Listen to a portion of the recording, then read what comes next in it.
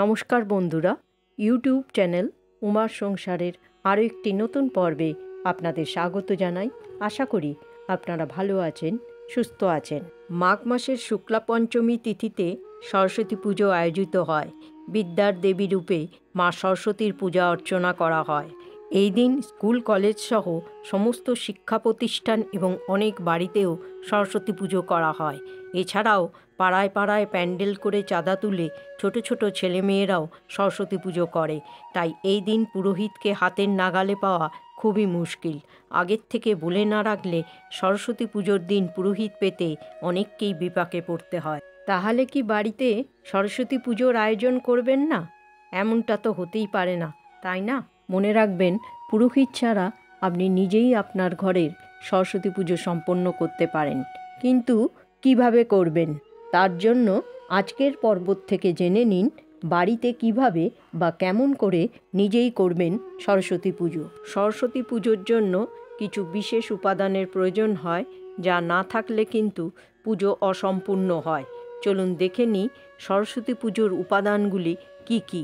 সরস্বতী পুজোয় লাগবে দেবী সরস্বতীর মূর্তি বা ছবি, একটি পরিষ্কার সাদা কাপড়, একটি জলচৌকি বা পিঁড়ি, হলুদ, সিঁদুর, আতপ চাল, মুগ ডাল, অভ্র আবির, শশীষ ডাব, জবের শীষ, আম্রমুকুল, বেলপাতা, আমপাতা, দূর্বা। সরস্বতী পূজার একটি বিশেষ অর্ঘ্য হলো পলাশ ফুল।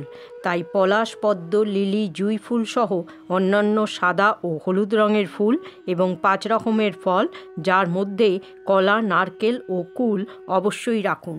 এছাড়াও ঘট, কোষাকুষি, আম্রপল্লব, সুপুরি, পানপাতা, ধূপকাঠি, প্রদীপ, দুধ, খাগের কলম ও দোয়াত, চিড়ে, খই, মুরকি, দই, মিষ্টি, বাতাসা এবং সাদা বা হলুদ ফুলের মালা রাখুন।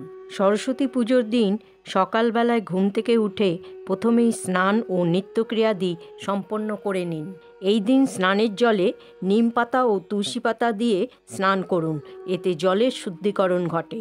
এছাড়াও স্নান করার আগে মুখে এবং গায়ে নিম পাতা ও কাঁচা হলুদ বাটা মাখুন, এতে আমাদের দেহের শুদ্ধিকরণ ঘটে। স্নান করার পর আপনি যদি পুজো করেন তাহলে সাদা বা হলুদ রঙের পোশাক পরুন। এরপর পুজোর ঘর বা স্থান পরিষ্কার করে গঙ্গা জল ছিটিয়ে শুদ্ধ করে নিন। মা সরস্বতীকে বসানোর জন্য কাঠের জলচৌকি বা পিঁড়ি নিয়ে নিন। পিঁড়ি বা জলচৌকির ওপর সাদা কাপড় পাতুন। এরপর মা সরস্বতীকে স্থাপন করে মায়ের সামনে ঘট বসান। ঘটে গঙ্গা জল ভরে আম্রপল্লব রাখুন। এর ওপরে পানপাতা, সুপুরি, ফুল ও দূর্বা রাখুন। হলুদ, কুমকুম, চাল, ফুল ও মালা দিয়ে পুজোর স্থান সুন্দর করে সাজিয়ে নিন। মা সরস্বতীর মূর্তিকে ফুলের মালা, বেলপাতার মালা ও চাঁদমালা পরিয়ে সুসজ্জিত করুন। মায়ের হাতে জবের শীষ দিন। পুজোর স্থানকে সুন্দর করে আলপনা দিয়ে সাজান। দেবীর একপাশে রাখুন বই খাতা এবং দোয়াত ও কলম। কালীর দোয়াতকে অবশ্যই দুধ দিয়ে ভরে দিয়ে এর মধ্যে খাগের কলম রেখে দিন। সঙ্গীত বা নৃত্যকলার সঙ্গে যুক্ত থাকলে বাদ্যযন্ত্র যেমন হারমোনিয়াম, তবলা, গিটার ইত্যাদিও পুজোর স্থানে রাখতে পারেন। যারা অঙ্কন শিল্পের সাথে যুক্ত তারাও তুলি, রং মায়ের সামনে রাখবেন। মা সরস্বতীর পাশে শ্রী গণেশের মূর্তি স্থাপন করুন। একটি থালায় আতপ চালের নৈবেদ্য সাজিয়ে নিন এবং আরেকটি থালায় মুগ ডালের নৈবেদ্য সাজিয়ে নিন। ছোট ছোট করে চাল আর কাটা ফল দিয়ে 9 ভাগে নৈবেদ্য সাজিয়ে নিন। এবার ফুলের থালাও সাজিয়ে নিন। নানান রকম ফলের সাথে চিড়ে, খই, মুরকি, বাতাসা, দই, মিষ্টিও সাজিয়ে রাখুন।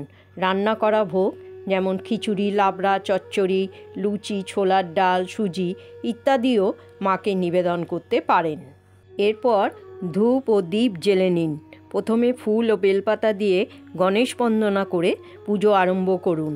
এরপর একইভাবে মা সরস্বতীকে পলাশ ফুল, বেলপাতা, আমপাতা, আম্রমুকুল, দূর্বা ও অন্যান্য ফুল মায়ের শ্রীচরণে অর্পণ করুন। সরস্বতী দেবীর আরাধনার মন্ত্রগুলির জন্য নির্দিষ্ট বই আছে, যেখানে পুজোর সমস্ত নিয়ম আপনি জানতে পারবেন। এরপরে ফল, মিষ্টি ও নৈবেদ্য মাকে নিবেদন করুন। ধূপ, দীপ ও ফুল দিয়ে মায়ের আরতি করুন। সবশেষে ফুল, বেলপাতা হাতে নিয়ে মায়ের পুষ্পাঞ্জলি দিন এই মন্ত্র বলে। জয় জয় দেবী চরাচর সারে, কুচযুগ শোভিত মুক্তাহারে, বীণা রঞ্জিত পুস্তক হস্তে, ভগবতী ভারতী দেবী নমস্তুতে। এরপর মা সরস্বতীর পাঁচালী পাঠ করে মায়ের কাছে আপনার মনের ইচ্ছার কথা জানিয়ে প্রণাম করুন। পুজোর পরের দিন সকালবেলা স্নান করে পুজোয় ব্যবহৃত বেলপাতায় খাগের কলম দুধে চুবিয়ে ওম সরস্বত্যই নম মন্ত্রটি 3 বার লিখুন। তারপর ফুল ও বেলপাতা দিয়ে মায়ের পুষ্পাঞ্জলি দিন। এরপর ঠাকুরের নৈবেদ্যের খই, চিড়া, দই এবং মিষ্টি মিশ্রিত করে দধিকর্মা প্রসাদ তৈরি করুন। যে প্রসাদ খাওয়ার জন্য বাড়ির বড় থেকে ছোট সবাই অধীর আগ্রহে বসে থাকে। এরপর বই খাতা সরিয়ে রাখুন আর মায়ের আশীর্বাদ স্বরূপ পুজোর ফুল বেলপাতা বইয়ের মধ্যে রাখুন, বা যখন সরস্বতী দেবীর মূর্তিকে বিসর্জন করবেন তখন ফুল বেলপাতাগুলিও জলে দিয়ে দিন। এরপর সন্ধেবেলায় মা সরস্বতীর মূর্তি বিসর্জন করুন আপনার বাড়ির কাছে কোনো পরিষ্কার জলাশয়ে। এই সকল নিয়ম মেনে ভক্তি সহকারে সরস্বতী পুজো সম্পন্ন করুন।